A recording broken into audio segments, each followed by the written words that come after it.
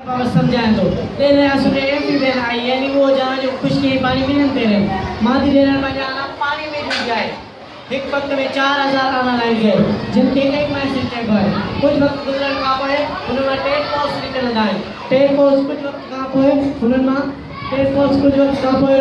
फ्राग ले जी शिकल में तब्दील किया जाए फ्राग ले डेरे वांगो होता है पर उनमें उन्हें अगर कुछ होता है कुछ वक्त गुजरन कहाँ पे उन्हें जो कुछ गायब चीज़ हुआ है वो मुकम्मल फ्राग ले जी शिकल में तब्दील किया जाए फ्राग ले शिकल में तब्दील किया जाए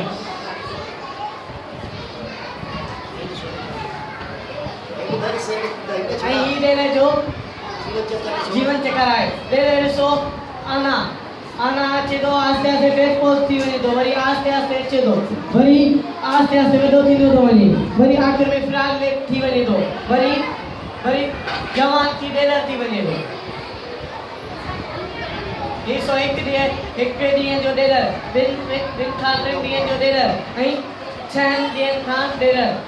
नवन दिए ताई डेलर फ्राग लेट 12 दिन ताई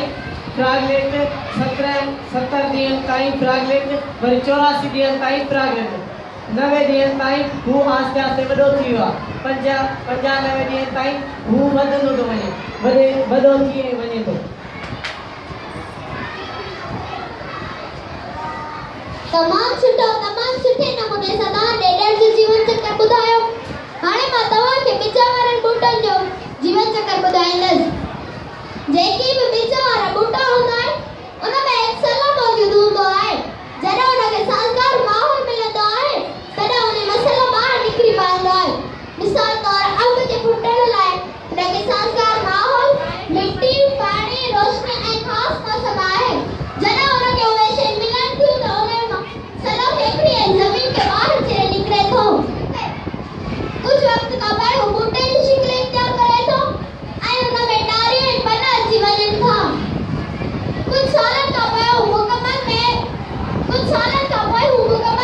वण जी शिकिल इख्तियार करे थो ऐं मेवे ॾियण जे क़ाबिल थिए थो हुन जो पहिरियों मरहलो हुन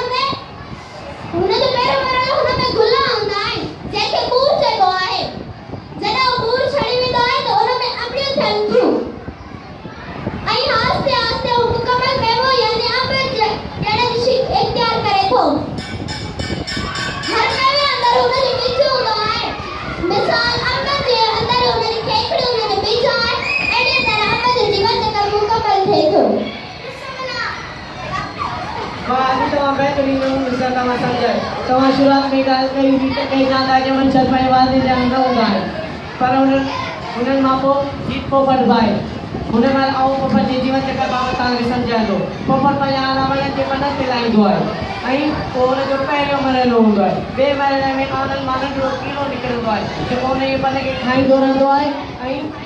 हुनखे लार्वा चइबो आहे लार्वा पन खाईंदो रहंदो आहे ऐं वधंदो वेंदो आहे वो हुनजो टियों मरहलो हूंदो आहे ऐं